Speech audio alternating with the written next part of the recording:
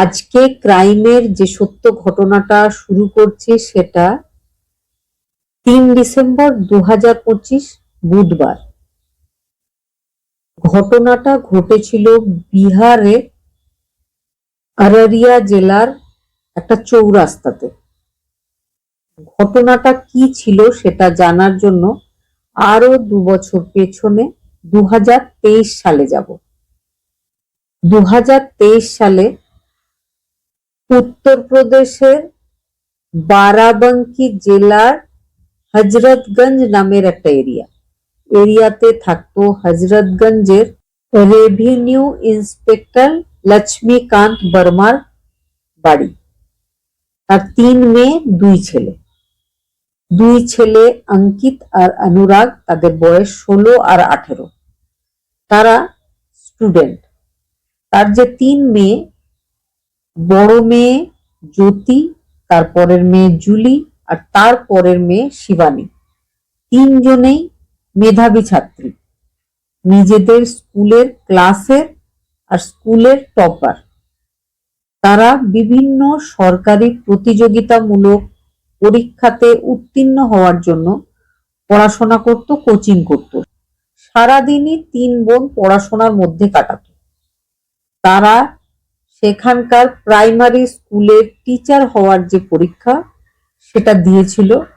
একসাথে 2023 সালে 3 বোনের সিলেকশন হয়েছিল বিহারের প্রাইমারি স্কুল টিচার পদে।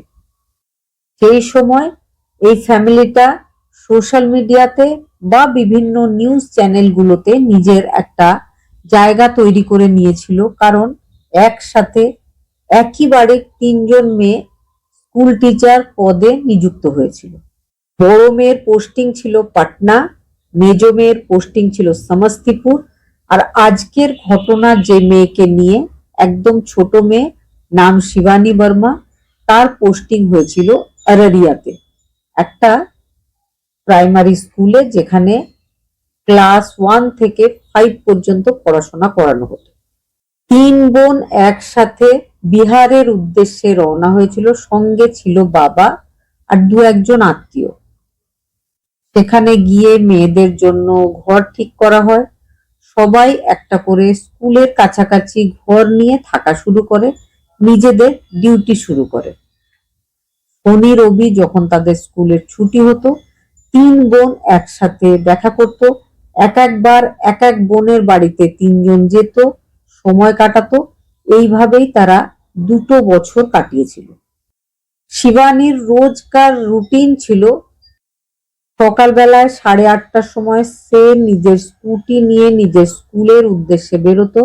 বিকেল 4:30-5টা নাগাদ সে নিজের রুমে ফিরে আসতো। কোনোদিন সে নিজে রান্না করত, কখনো সে বাইরে থেকে খাবার কিনে আনতো। কিন্তু স্কুল থেকে ফেরার পর সে বাইরে আর বেরোতো না। তার বিশেষ কোনো বন্ধু বান্ধব ছিল না। সব সময় সে পড়াশোনার মধ্যেই সময় কাটাতো। পড়াশোনার মধ্যে সময় কাটানো বলতে, সে একজন স্কুল টিচার হয়েছিল অবশ্যই, কিন্তু তার স্বপ্ন ছিল আরো অনেক বড় বড়। সে চাইছিল ইউপিএসসি পরীক্ষা দিতে আর কোনো আইপিএস বা আইএএস পদে নিযুক্ত হতে। সেই জন্য সে স্কুলের পরে যে সময়টা তার কাছে থাকতো পুরোটাই নিজের পড়াশোনার মধ্যেই কাটিয়ে ফেলতো।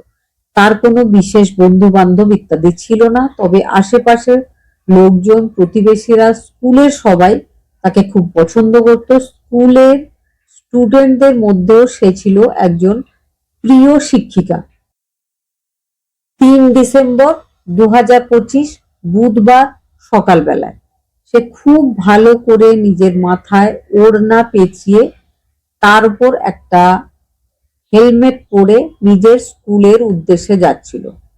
নিজের বাড়ি থেকে সে 2 কিলোমিটার মতো যাওয়ার পরে একটা চৌরাস্তা পড়ে।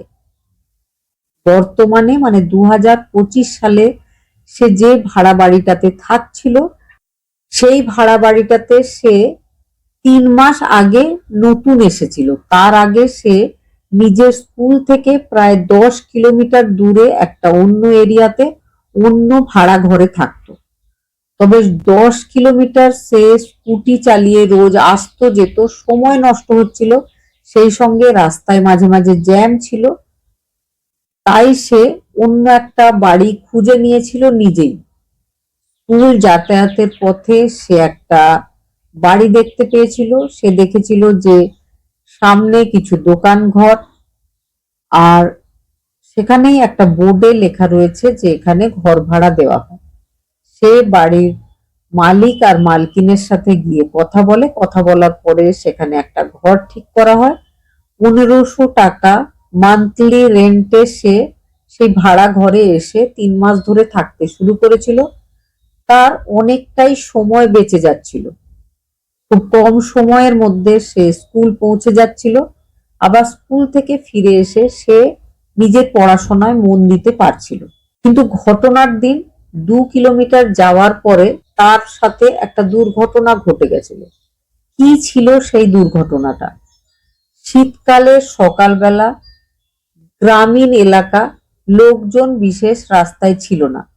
তবে যে চৌরাস্তায় তার সাথে এই দুর্ঘটনা ঘটেছিল সেই চৌরাস্তায় একটা দোকান রয়েছে।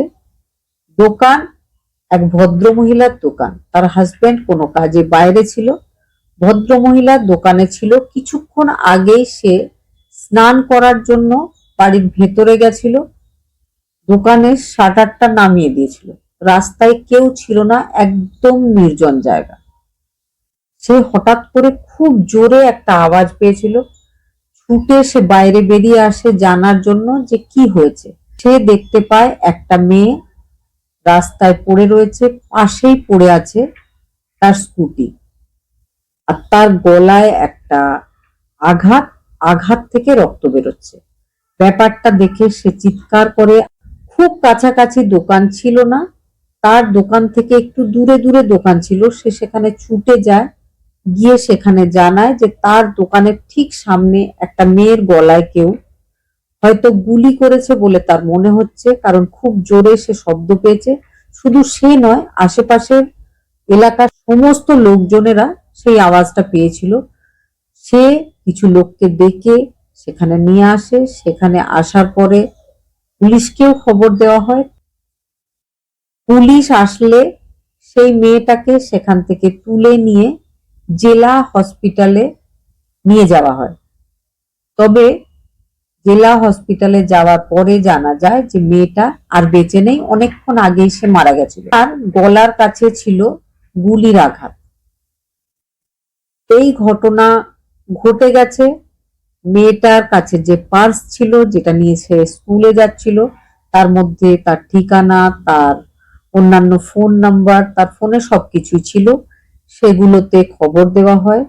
তার 2 বোন তাড়াতাড়ি সেই ঘটনাস্থলে এসে পৌঁছায়। তার 2 বোন জ্যোতি আর জুলি, তাদের কাছে যখন পুলিশ জিজ্ঞাসাবাদ করেছিল, তারা বলেছিল যে তাদের বোন শিবানী যে স্কুলে পড়ায় সেই স্কুলের একজন হেড স্যার আর একজন টিচার, সেই দুজনের সাথেই তার বোনের শত্রুতা ছিল। কি ছিল সেই শত্রুতা যখন তাদেরকে জিজ্ঞেস করা হয়, তখন তারা যে ঘটনাটা পুলিশ টিমকে জানিয়েছিল সেটা হচ্ছে যে বোন ইউপির মেয়ে বিহারে এসে চাকরি করছিল, টিচারি করছিল। সেই স্কুলে ইউপির আরো 2জন টিচার ছিল। একজনের নাম ছিল রঞ্জিত বর্মা, অন্যজনের নাম ছিল পবন কুমার। প্রথম দিকে যখন তার বোন এসে ওই স্কুলে জয়েন করেছিল, তখন ইউপির ওই 2জন শিক্ষকের সাথে তার একটা ভালো সম্পর্ক শুরু হয়েছিল। তারা 3জন একসাথেই স্কুলে আসতো, আবার একসাথেই স্কুল থেকে নিজের নিজের রেন্টে নেওয়া ঘরে ফিরে যেত। তার মধ্যে পবন কুমার একটু বয়স্ক ছিল, তবে রঞ্জিত কুমার আনম্যারিড ছিল। কিছুদিন একসাথে যাতায়াতের পর রঞ্জিত বর্মা নামের ইউপির ওই টিচার নিজের প্রেম প্রস্তাব দিয়েছিল শিবানী বর্মাকে।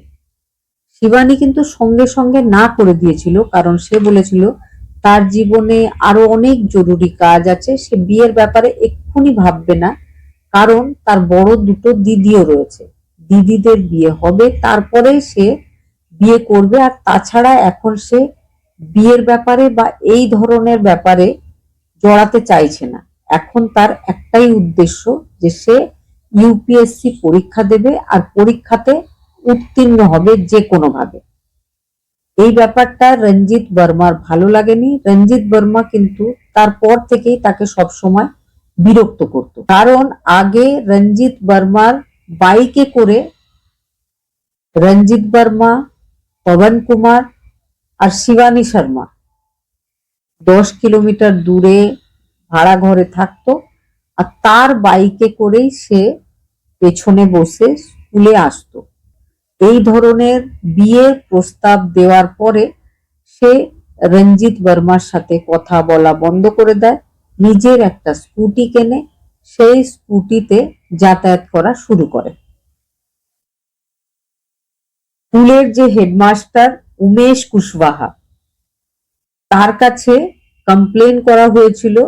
কমপ্লেনটা করেছিল শিবানীর বাবা, যে আপনার স্কুলে আমার মেয়ে টিচার, অন্য একজন টিচার রঞ্জিত বর্মা আমার মেয়েকে বিরক্ত করছে, তো প্লিজ আপনি ব্যাপারটা একটু দেখুন। কিভাবে বিরক্ত করতো রঞ্জিত বর্মা সেটা যদি বলি, সেটা হচ্ছে যখন শিবানী নিজের স্কুটি নিয়ে স্কুল যাওয়া শুরু করে, গ্রামের রাস্তায় প্রচুর ধুলো, রঞ্জিত নিজের বাইক নিয়ে সামনে থেকে এসে ধুলো ওড়াতো, কখনো কখনো পেছন থেকে এমন ভাবে হর্ন দিত যে শিবানী বিরক্ত হতো।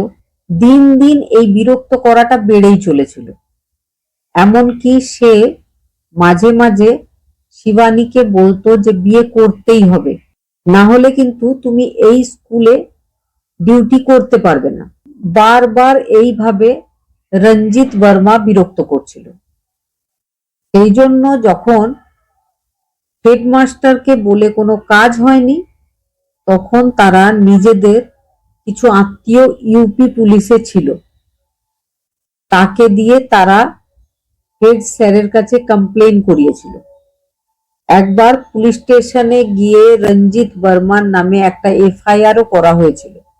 রঞ্জিত বর্মাকে পুলিশ স্টেশন থেকে ডেকে বকাবকিও করা হয়েছিল। 2025-এর সেপ্টেম্বর মাসে রঞ্জিত বর্মা বিয়ে করে ফেলেছিল। সেই জন্য শিবানীর দুই দিদির মনে হয়েছিল যে রঞ্জিত বর্মা তাদের বোনের সাথে এই ঘটনা ঘটিয়েছে, তবে তার উপর যাতে সন্দেহ না হয় সেই জন্য রঞ্জিত বর্মা এই ঘটনা ঘটানোর আগে বিয়েটা করে ফেলেছে। তবে সেই দুই বোনের মনে হচ্ছে যে এই এরিয়াতে রঞ্জিত বর্মাই হচ্ছে তার বোনের সব থেকে বড় শত্রু, আর সেই পারে এই ঘটনা তার বোনের সাথে ঘটাতে। তাছাড়া তার বোনের কিন্তু আর কারোর সাথে কোনো বন্ধুত্ব বা কোনো শত্রুতা কোনোটাই নেই। শিবানীর দুই বোন ও শিবানীর বাবা এই বিষয়টার জন্য মাঝে মধ্যে হেডমাস্টার মশাই দায়ী বলেও মনে করছিলেন। 2024 সালের জুলাই মাসে তার বোন একবার ছুটির জন্য অ্যাপ্লিকেশন দিয়েছিল, কিন্তু ইচ্ছা করে হেড স্যার উমেশ কুশওয়াহা তাকে ছুটি দেয়নি। সেই জন্য তার বোন সেই হেড স্যারের বিরুদ্ধে একজন অফিসার ডিইওর কাছে একটা কমপ্লেন করেছিল। তারপরে সেই অফিসার 16 জুলাই 2024-এ হেড স্যারকে খুব বকাবকি করেছিল। তারপর হেড স্যার বাধ্য হয়েছিল শিবানীকে কয়েকদিনের ছুটি দিতে, কিন্তু তারপর থেকেই হেড স্যার রঞ্জিত বর্মার মতোই শিবানীকে নিজের শত্রু বলেই মনে করছিল। শিবানী সেখানে ডিউটি তো করছিল, কিন্তু রঞ্জিত বর্মা আর হেড স্যার উমেশ কুশওয়াহা দুজনেই শিবানীর সাথে ভালো ব্যবহার করতো না। 4 ডিসেম্বর রঞ্জিতকে আর হেড স্যারকে অ্যারেস্ট করে পুলিশ, জিজ্ঞাসাবাদ হয়, কিন্তু তাদেরকে ছেড়েও দেওয়া হয়। পুলিশ টিমের মনে হয়েছিল তারা এই ব্যাপারের সাথে জড়িত নয়।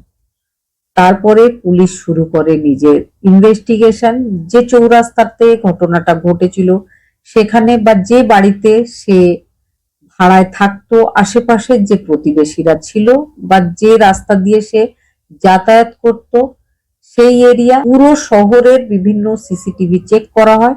প্রায় 500 খানা সিসিটিভি চেক করা হয়েছিল। করার পরে দুজন ছেলেকে ওই এরিয়া থেকে বাইক নিয়ে বেরিয়ে যেতে দেখা গেছিল। তাদেরকে খোঁজা হচ্ছিল, বাইকের নাম্বারটা পাওয়া গেছিল। বাইকের নাম্বারটা থেকে পুলিশ বুঝতে পারে যে ওই বাইকটা হচ্ছে শেখ শাহনওয়াজ নামের একটা ছেলে। সে ওখানকার একটা প্রাইভেট হসপিটালের নাইট গার্ড। তার কাছে পুলিশ টিম যায়, জিজ্ঞেস করে যে ওই ডেটে তোমার বাইকটা কোথায় ছিল, তুমি বাইকে কার সাথে ছিলে। সে তখন বলে যে বাইকটা অবশ্যই আমার, তবে বাইকটা সেদিন আমার দুজন পরিচিত চেয়ে নিয়ে গেছিল। তাদের নাম হচ্ছে সোহেল আর মোহাম্মদ মারুফ। সেই দুজনের অ্যাড্রেস শাহনওয়াজের কাছেই পাওয়া গেছিল। পুলিশ টিম সেখানে যায়, ছেলে দুটোকে অ্যারেস্ট করে। তারপরে নতুন আরো একটা ঘটনা সামনে এসেছিল। সেটা হচ্ছে সেই ছেলে দুটোকে 3 লাখ টাকা দিয়ে একটা ছেলে ও তার মাসির নাম হুসনে আরা, সে ওই টিচারকে মারার সুপারি দিয়েছিল। হুসনে আরার কাছে পুলিশ টিম যায়। তারপরে সবার জিজ্ঞাসাবাদের পরে যে ঘটনাটা জানতে পারা যায়, হুসনে আরা ওই এলাকার একজন মহিলা। তার হাজবেন্ড, সে স্থানীয় যে মার্কেট রয়েছে ওখানে একটা দোকান চালায়, ইলেকট্রনিক্স জিনিসের দোকান। স্ত্রীর সাথে স্বামীর সম্পর্কটা 3 মাস ধরে খুব খারাপ। স্বামী স্ত্রীকে সময় দেয় না, সব সময় ফোনে কারো সাথে কথা বলে, কাউকে মেসেজ করে। হাজবেন্ড সব সময় ফোন লুকিয়ে রাখে। তাও সে একদিন চেষ্টা করে তার ফোন দেখে ফেলেছিল। ফোন দেখে সে যেটা জানতে পেরেছিল সেটা হচ্ছে তার হাজবেন্ডের সাথে একজন টিচারের সম্পর্ক আছে। সেই টিচারের সাথে তার হাজবেন্ড কথাবার্তা বলে। হাজবেন্ড মাঝে মাঝেই টিচারের স্কুলের কাছে গিয়ে তার জন্য অপেক্ষা করে। একসাথে তারা প্রচুর সময় কাটায়। এই ব্যাপারটা থেকে নিজের হাজবেন্ডকে বের করে আনার জন্য সে টিচারের ব্যাপারে সমস্ত খোঁজ খবর নেয়। টিচার কোন রাস্তা দিয়ে স্কুলে যায়, কোন রাস্তা দিয়ে ফিরে আসে, কটার সময় যায়, কটার সময় ফেরে, সমস্ত ব্যাপারটা জানার পরে সে নিজের বোনের ছেলেকে ব্যাপারটা জানায়। বোনের ছেলের দুজন বন্ধু, খুব বন্ধুত্ব নেই, তবে ছোটখাটো ক্রাইম করে থাকে সেই দুজনকে 3 লাখ টাকা দিয়ে সুপারি দেওয়া হয় ওই মেয়েটাকে মেরে ফেলার জন্য। ওই রাস্তাটা দিয়ে মেয়েটা প্রত্যেকদিন 9:30টার সময় স্কুলে যায়, এটাও জানানো হয়। স্কুটি নিয়ে যায়, সেটাও জানানো হয়। একজন স্কুল টিচার, সেটাও জানানো হয়। ছেলেগুলো 2-3 দিন ধরে মেয়েটাকে খুব ভালোভাবে দেখেছে, কখন যাচ্ছে, কখন ফিরছে, কখন এই ঘটনাটা ঘটাতে হবে। তখন ছেলে দুটো ঠিক করে যে ঘটনাটা ঘটাবে, শাহনওয়াজের বাইক চেয়ে নেবে, তাহলে তাদের উপর সন্দেহ হবে না। দেখা গেলে বাইকটা দেখা যাবে, শাহনওয়াজ ধরা পড়বে, তারা ধরা পড়বে না, তারা মুখে মাস্ক লাগিয়ে থাকবে। সেটাই তারা করেছিল। সকালবেলায় 9:30টার সময় আগে থেকেই ওই রাস্তাতে অপেক্ষা করছিল। শীতকালে সকালবেলা রাস্তাতে একদম ভিড় নেই, নির্জন। সেই সময় শিবানী বর্মা ভালোভাবে মাথায় ওড়না জড়িয়ে, মুখ সব ঢাকা, শুধু চোখ দুটো বেরিয়ে আছে, স্কুটি নিয়ে স্কুলের জন্য বেরিয়েছিল। তবে শিবানী প্রত্যেক দিন 8টা থেকে 8:30টার মধ্যে স্কুলে যেত, বিকেল বেলায় 5টায় ফিরত। যে টিচারকে মারার কথা, সে ওই এরিয়ার ভবানীপুর প্রাইমারি স্কুল নামের একটা স্কুলের টিচার। সেও প্রত্যেকদিন স্কুটি নিয়ে ওই রাস্তা দিয়েই স্কুলে যায় 9:30 থেকে 10টার মধ্যে। সেই দিন কোনো একটা কারণে শিবানীর স্কুলে যেতে লেট হয়ে গেছিল। শিবানী সেদিন 9:30টার সময় স্কুলে যাওয়ার জন্য ওই রাস্তা দিয়ে যাচ্ছিল, স্কুটি নিয়ে যাচ্ছিল। যে দুজনকে মারার জন্য ঠিক করা হয়েছে তারা যেই দেখে যে একটা মেয়ে স্কুটি নিয়ে যাচ্ছে, মানে স্কুল টিচার, গ্রামীণ এরিয়া, খুব বেশি লোকজন ওই রাস্তা দিয়ে যাতায়াত করে না, মেয়েরা স্কুটি নিয়ে তো করেই না। শিবানী বর্মা ঘটনার দিন যাচ্ছিল, তারা শিবানীকে দাঁড় করায় একটা অ্যাড্রেস জানতে চাওয়ার নাম করে, শিবানীকে গুলি চালায়, চালিয়ে সেখান থেকে পালিয়ে যায়। বিকেল বেলায় যখন খবরটা সোশ্যাল মিডিয়াতে আসে যে শিবানী বর্মা নামের কেউ একজন মারা গেছে, তখন যারা গুলি করেছিল তারা, আর যে গুলি করতে বলেছিল হুসনে আরা, সেও বুঝতে পারে যে তার 3 লাখ টাকা দিয়ে যাকে মারতে পাঠানো হয়েছিল ভুল মানুষ মারা গেছে, কিন্তু তখন করার আর কিচ্ছু ছিল না। এখন যাকে মারতে বলা হয়েছিল তার নামটা সোশ্যাল মিডিয়াতে বলা মানা, সেই জন্য বলছি না। যাই হোক, এইভাবে অকারণ শিবানী বর্মা একজন ট্যালেন্টেড ছাত্রী, যার ভবিষ্যৎ খুব উজ্জ্বল হতে পারত, কিন্তু একজন মহিলা যে নিজের হাজবেন্ডকে ধরে রাখার জন্য হাজবেন্ডের সাথে কথা না বলে সেই টিচারকে মেরে ফেলার জন্যই রেডি হয়ে গেছিল, যার জন্য শিবানীকে অসময়ে এইভাবে পৃথিবী থেকে চলে যেতে হয়েছে। ঘটনাটা শোনার পরে কি মনে হয়েছে অবশ্যই কমেন্টে জানাবেন। খুব ভালো থাকবেন, সুস্থ থাকবেন। আবার চলে আসবো নতুন একটা সত্য ঘটনা নিয়ে।